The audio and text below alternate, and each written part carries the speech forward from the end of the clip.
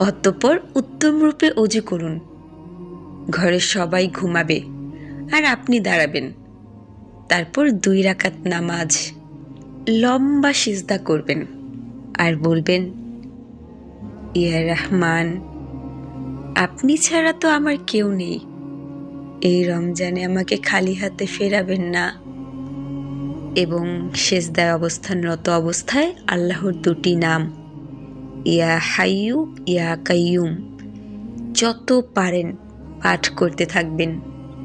অতঃপর আপনার সেই দোয়াটি করবেন যেটা কাউকে বলতে পারেন না, যেটা মনে হলে বুকটা ব্যথা করে। প্রিয় বোন আমার, বিশ্বাস করুন, তাহাজ্জুদের সিজদা এমন জায়গা যেখানে ভাগ্য এসে হেরে যায়, যেখানে ভাগ্য লেখা হয়। এভাবে তাহাজ্জুদ পড়ে দেখুন, দোয়ার শক্তি নিজের চোখে দেখবেন।